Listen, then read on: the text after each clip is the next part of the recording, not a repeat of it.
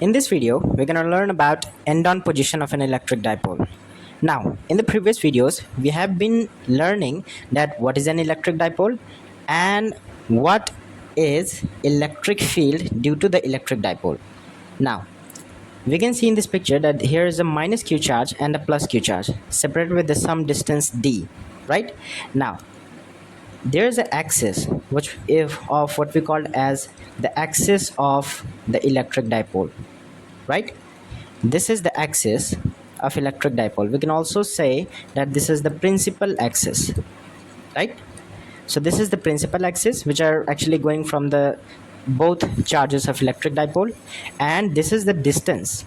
This is from here to here. This is the distance actually between the negative charge and positive charge. So this is actually a d, right? Now there's a center, and the center is basically called the center O, and the distance from the center of the charges is basically written as L and L, right? So these are the things that we're going to use to find the electric field on an end-on position, right? So first of all, we have to see that what is an end-on position is. So end-on position is basically a point at an axial axis, right? So it is basically point on axis, or we can also say that it is an axial point, right? It is an axial point. So what does that mean? So axial point is basically any point situated on the axis. So let's say this is the axis. So let's say here we have a point P. So this point is called basically as end on position, right?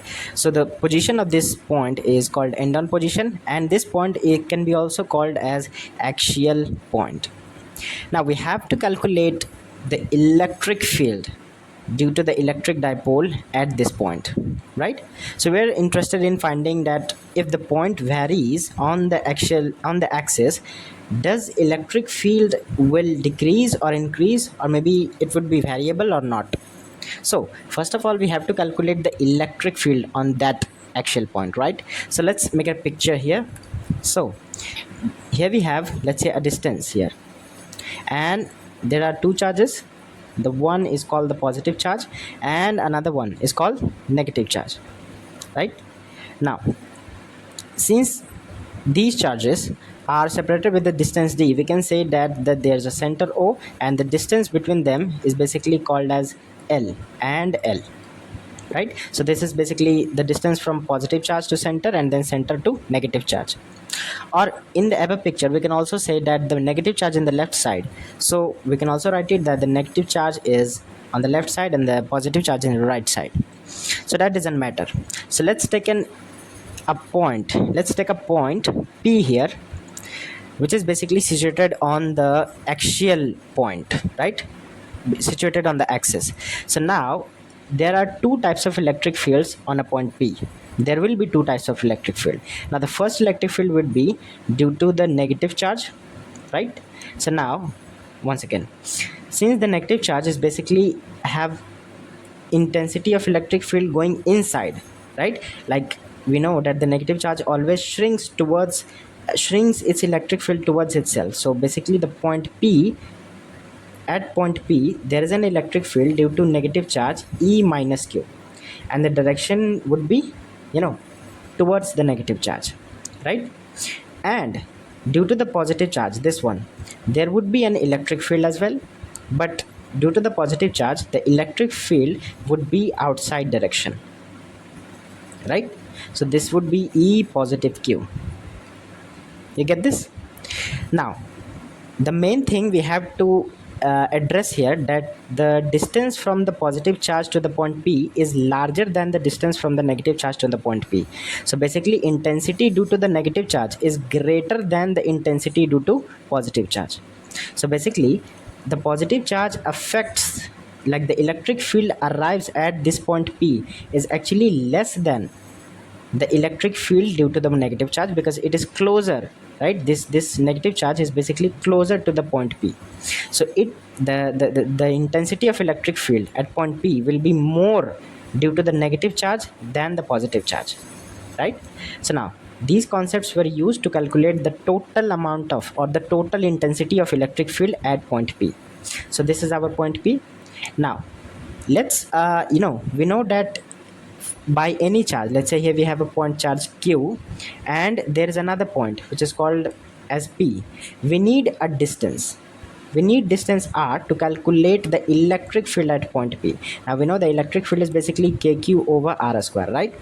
This is the electric field. This is how we can calculate the electric field due to a unit charge or due to your point charge at a distance r from it.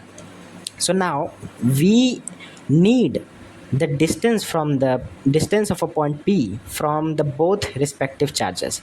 So now we need the distance, so we have to take a reference point for the distance, right? So since we have a point P here and this point P is basically the distance from the point P is basically measured from its center. So this is the center and this is the point P. Now we need that the distance of a point P from the center is basically called as D, or you can also say that the distance is written as R, right? Now since the distance from the center and the point P is R, so the distance from the negative charge to the point P would be, it would be R minus L. Why? Because the center from the distance, like the distance from the center at a point P, which is OP, is basically equal to D. Now we need, this is for, let's say take this point as a and this point as a B. Now we need AB, sorry, we need AP.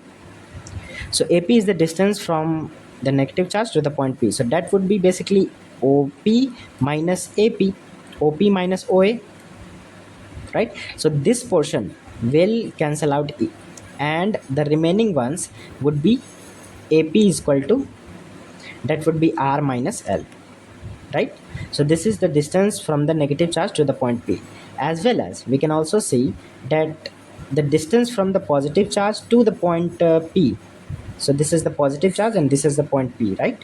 So this would be basically this R plus L, right? So this is R plus L. Why? Because from the point P to the center it is R, so we can add the extra length here to obtain the total distance between positive charge and point P, right? Now since the distance of point P from the positive charge, which is actually basically BP or PB, we can write it as OP plus OB. So that would gives us R plus L, right? So since we have both the distance, we can calculate the electric field due to each individual charge, right? So now let's take an electric field, right? So this is the electric field. So our first is electric field due to negative charge, minus Q charge. So the electric field due to negative charge can be written as E minus Q, and that would be K Q. Actually this is the modulus of the charge Q, and that would be distance square. Now the distance, we have resolved the distance, that the distance from the A to P is R minus L, so that would be here R minus L square, right? Because the distance is AP and the AP is R minus L. This is our first equation. Now we need a second equation for the electric field. So electric field, this is our first and this is our second. So the electric field due to positive charge. Now the electric field due to positive charge here is basically written as E positive Q, and that would KQ over R plus L square, and this is the equation 2, right? Because the distance of the point P from the point charge plus Q is R plus L, right? Now we have to add both electric fields to find the net electric field, but since here we have a remark here that the positive electric field, the intensity of positive electric field at a point Q is less than the intensity of negative electric charge, intensity due to negative electric charge. Why? Because the distance is greater in the positive charge, like the positive charge is far than the point P and the negative charge is closer enough to the point P. So the intensity of electric field of negative charge is greater than the intensity of electric field due to the positive charge. So now if we have to find the total electric field, so electric field total electric field, then we have to add both electric fields. So for the total electric field E net, we have to add E1 vector plus E2 vector. Now here we have the vector form of the summation form of finding total electric field. Now since at a point P there are two electric fields opposite of each other, so we can draw it here, like a point P here, and there is a electric field due to point charge positive Q, so that would be outwards. So basically here this is positive Q, and there is electric field, there is an electric field of intensity E minus Q. Now the vector is larger, the vector of E minus Q would be larger than the vector of E positive Q. Why? Because the intensity is greater of minus Q. But if we take a point from left side, the intensity of positive electric field would be greater than due to the negative electric field. So now if we have to calculate the E net, we must follow the vector addition. So vector addition. So now how do we calculate the vector addition? It's basically simple that the angle between these two vectors are 180 degrees, so we can apply the basic vector addition formula, that the E net, the magnitude of E net would be equal to, obviously that would be E plus Q square, which is our first vector, plus E minus Q square, which is our second vector, and plus 2 E positive Q into E negative Q into cos theta, and theta would be 180 degree. Now we know that the two vectors can be added, like this is A plus B vector, and the magnitude is given by root under A square plus B square plus 2AB cos theta, right? Now from then we can write E net is equal to, obviously that would be E positive Q square and E negative Q square. Now we know that the value of cos 180 degree is basically minus 1, so that gives us minus 2 E positive Q into E negative Q, and this gives us the whole A minus B ka whole square. So E positive Q minus, maybe we can say that the greater one, let's say here the greater intensity has the minus charge, the negative Q charge has the greater intensity, so that's why we have to write here E negative Q minus E positive Q, and to the whole power 2. Why? Because E minus Q is greater than the E positive Q. Now the square and root can be cancelled out, and the total electric field would be E minus Q minus E positive Q. Now this is our third equation. We can put both expression for the electric field in this formula. Now the electric field due to the negative charge is given as, this is KQ over R minus L square, right? Basically in here that the E minus Q is basically KQ over R minus L square, right? And the E positive Q is basically KQ over R by R plus L square. So that would be this is the formula for the E minus Q, and minus the expression for the E positive Q would be KQ over, and this is the magnitude here, R plus L square, right? Now we can take common K as a common, and then magnitude of charge still as a common. Now the remaining ones are 1 by R minus L square minus 1 by R plus L square.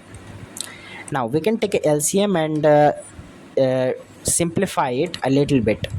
So E net would be KQ, and which gives us the LCM would be R minus L square, and then it would be R plus L square. Now R minus L square would be cancelled out, and R plus L square would be multiplied by 1, and that would gives us R plus L square minus, and now here R plus L square will be cancelled out, and that would be R minus L square. Now we can also write it as the formula for A plus B square and A minus B, A square minus B square. So the formula is A square minus B square is equal to A plus B into A minus B. Now from then R plus L plus r minus l, this is the a plus b, and r plus l minus r minus l, so this is a minus b. So if we minus the second term, so that would gives us minus r, and minus into minus plus l, right? And in the denominator we can see that this is r minus l multiplied by r plus l, and we can take square as a common, right? Now that would gives us the l term is cancelled out in first bracket and the r term is cancelled out in second bracket. Now the total electric field could be given as kq, and that gives us 2r into 2l. And in the denominator we can also see that the r minus l and r plus l would be r square minus l square, because the formula is a square minus b square has a plus b into a minus b, and the total term is a square, right? So now let's rewrite it as k and then q into 2l, right? And then we can separate 2 into another r, and now r square minus l square and whole power 2. Now we can also write that q into 2l is basically the dipole moment of electric field, right? So this is E net would be k into 2 into p, so this is 2, and q into 2l has the value of dipole moment p, and this is r, and this would be r minus l square over whole square. Now we have to implement a concept here, that if the point p here is too far from the electric dipole, then the distance of the both charges can be negligible. So it's like the l is negligible in front of the distance r. Why? Because the electric dipole is so small that its own length from the center to the charge can be negligible in front of the total distance of point p from its center.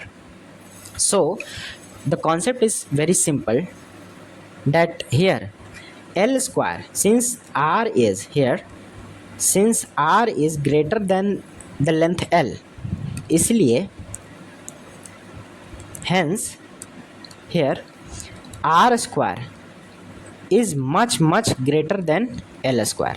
So basically, therefore, r square, if we subtract r square and then l square, if we subtract l square from r square, that would be approximately equal to r square, right? Because l square is basically negligible, it is negligible, right?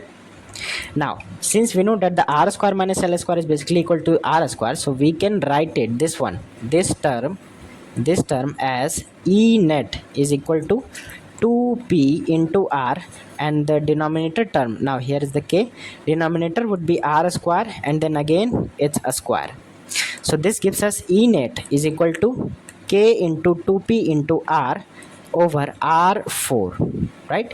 Now we can cancel out 1 r from the denominator, so E net would be k into 2p over rq, right? So this is the whole formula for the finding electric field, the total electric field at any end-on position, right? So this is the net electric field, the intensity of electric field at a point P. So basically it's equal to, here E net is equal to k into 2p over rq, right?